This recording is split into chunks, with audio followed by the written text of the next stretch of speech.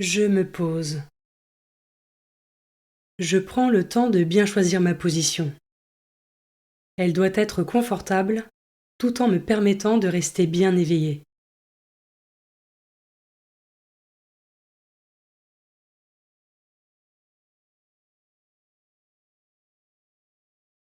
Je demande à l'Esprit Saint de venir en moi et de bénir mon temps de prière.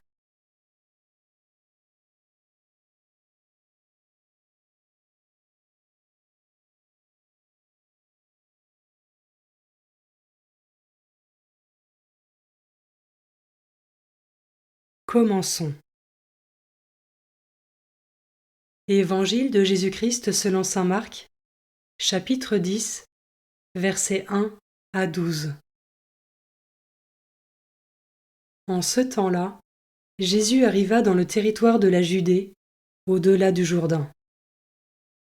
De nouveau, des foules s'assemblèrent près de lui, et de nouveau, comme d'habitude, il les enseignait.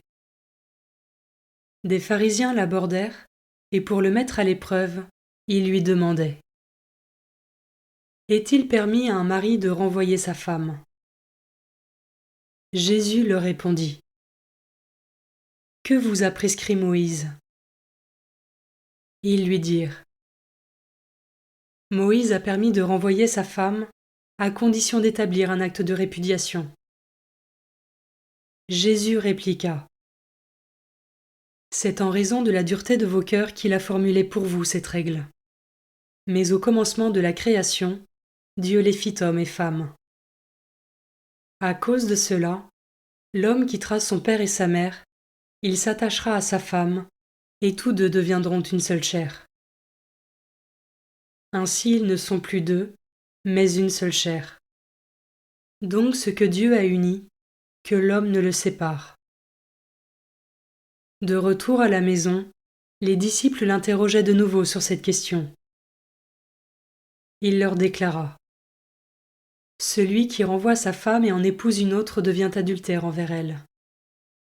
Si une femme qui a renvoyé son mari en épouse un autre, elle devient adultère. »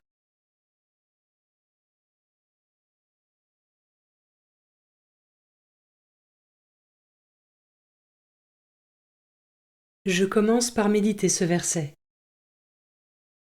Ainsi ils ne sont plus deux, mais une seule chair. Donc ce que Dieu a uni, que l'homme ne le sépare. Comment ce verset résonne en moi ?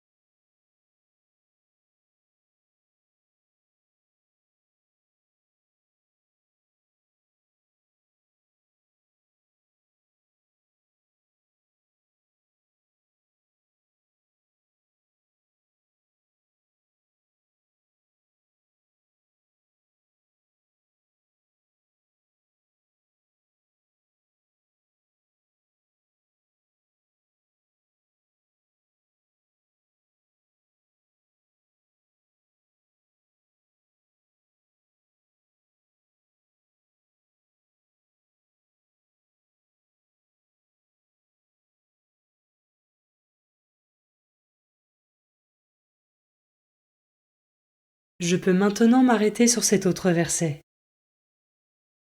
Celui qui renvoie sa femme et en épouse une autre devient adultère envers elle.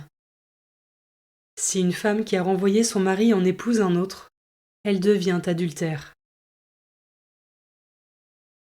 Ai-je conscience du lien sacré et indissoluble du mariage que Dieu a voulu établir pour unir un homme et une femme ?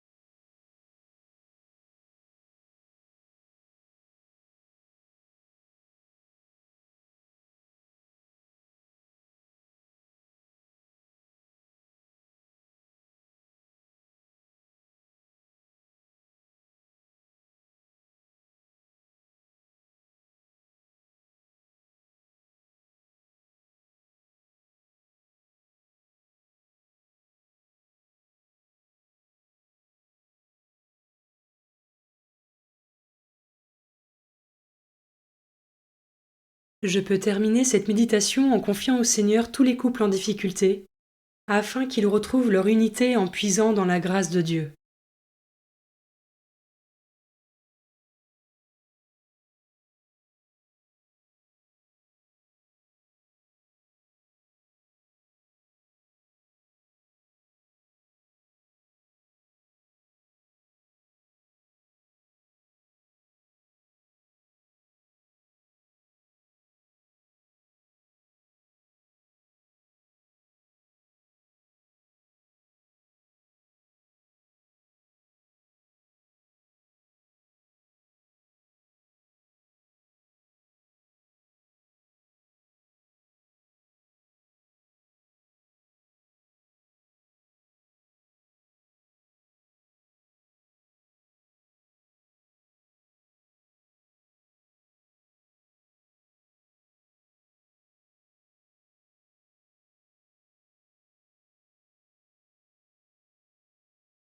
Pour conclure, je remercie le Seigneur pour ce moment passé avec lui et pour toutes les grâces reçues.